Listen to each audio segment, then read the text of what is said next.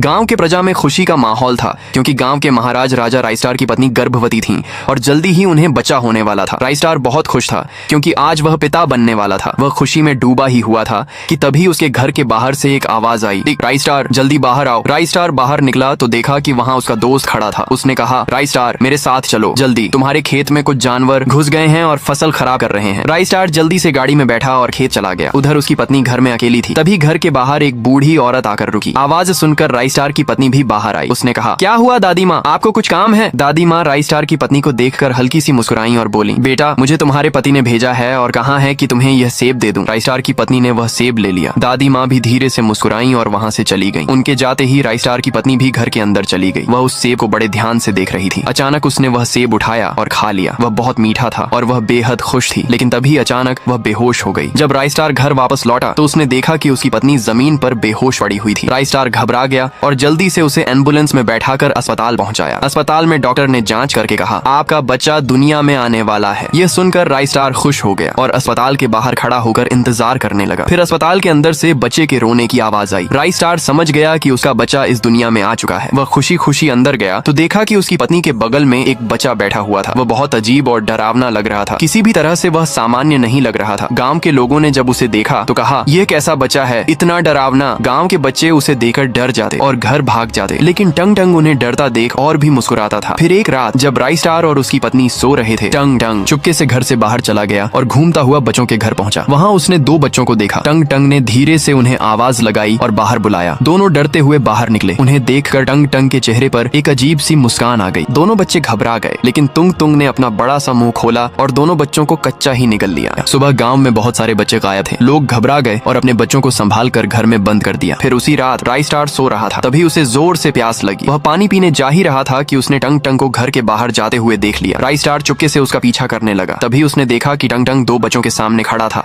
और अजीब तरीके से मुस्कुरा रहा था। अचानक टंग टंग ने उन दोनों बच्चों को पकड़ लिया। यह देखकर राइस्टार हैरान रह गया। वह सीधे टंग टंग के सामने जा खड़ा हुआ और बोला, बेटा टंग टंग तुम यह सब क्या कर रहे हो? टंग टंग ने धीरे से कहा, मैं तुम्हारा बेटा नहीं हूँ, मैं एक शैतान का बच्चा हूँ। यह कहते ही टंग टंग और भी बड़ा और डरावना हो गया। राइस्टार पूरी तरह से घबरा गया, लेकिन टंग टंग ने अपना मुंह खोला और राइस्टार को खा लिया।